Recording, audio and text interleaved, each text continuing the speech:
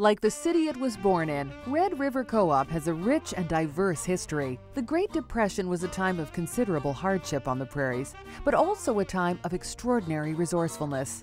New immigrants were arriving in Winnipeg by the thousands, and they brought with them the idea of urban community cooperatives. In 1936, a group of people, immigrants from England, Scotland, Denmark, and beyond, gathered in downtown Winnipeg to discuss the idea of forming a cooperative.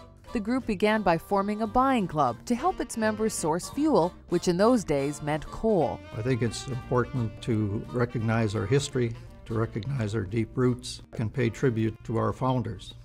When we look back over the 75 years, back in 1937, we had 400 founding members who raised $2,000 to start this co-op. In 1937, their charter was signed and Red River Co-op was born. Within the first 6 months, Red River Co-op had a turnover of $45,000 and was already paying dividends to its members. Red River Co-op grew rapidly, expanding its product list to include grease, oil, tires, batteries, and paint. In 1948, the first general store was opened, providing groceries and dry goods. But those heady days of retail growth came to a grinding halt. Due to what had happened in the 80s with interest rates and large debt load, the cooperative was on the verge of bankruptcy. High interest rates, high inflation, a heavy competition from the big box stores, both in grocery and hardware. And as a result of those factors, Red River was under extreme pressure and had to make some tough decisions in terms of downsizing its operations. As a result of the turbulent times, Red River refocused its position in the business market and decided that they were going to go into the petroleum side, and that was the only endeavor they were going to focus on. Red River only had a handful of retail outlets in fuel, and they had additional supplies of fuel coming from the refinery.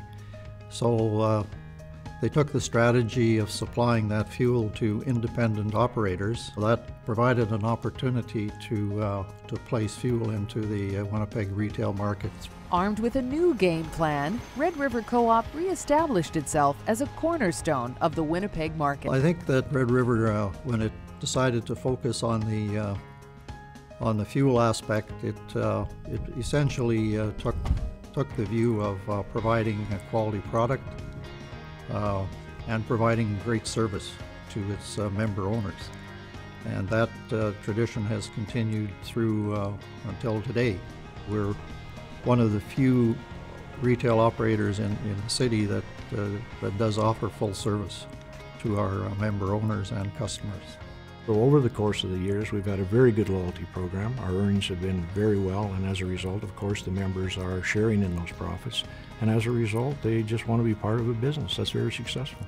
That success is certainly felt in the way of dividends paid out to members. That varies from year to year, depending on the profits of the co-op. However, being specific, I can comment on the 2011 year end. That year, we allocated over $59 million and paid out over $38.8 million to our members in form of cash. Roughly translated, that amounts to an average payout of $192 per member. But in the true spirit of a cooperative, Red River Co-op doesn't benefit only its members, but the community at large as well. Every year, Co-op donates approximately $100,000 to nearly 100 local organizations.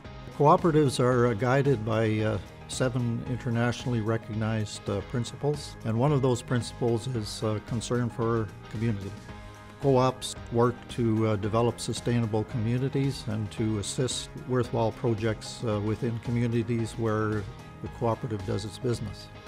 One of the organizations Red River Co-op supports is the Winnipeg Trails Association. The Winnipeg Trails Association is a not-for-profit organization who has been around for approximately 12 years.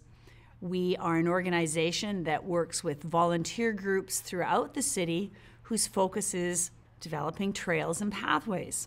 The wonderful thing about Red River Co-op is they're also committed to funding active transportation and healthy living and support and caring for the environment, which really is what pathways and trails are all about.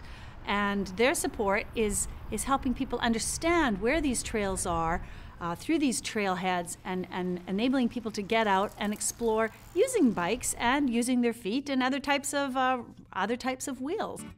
As Red River Co-op celebrates 75 years, the focus continues to be on the future and what's best for its members. You always want to provide benefits to the members by belonging to the cooperative and keeping their best interests in mind by looking at those opportunities that'll do a payback for them. 75 years has been a great time for Red River Co-op, especially the last number of years. And looking forward into the future, I believe there are still lots of opportunities for Red River to grow the market share in the city of Winnipeg and surrounding area. Our continued focus is going to be to grow the organization, continue to provide top-notch service to our members, continue our community support work, and I think adding all those together, the organization has a very, very bright future. Deep roots and a strong future. Red River Co-op is proud to celebrate 75 years in Manitoba.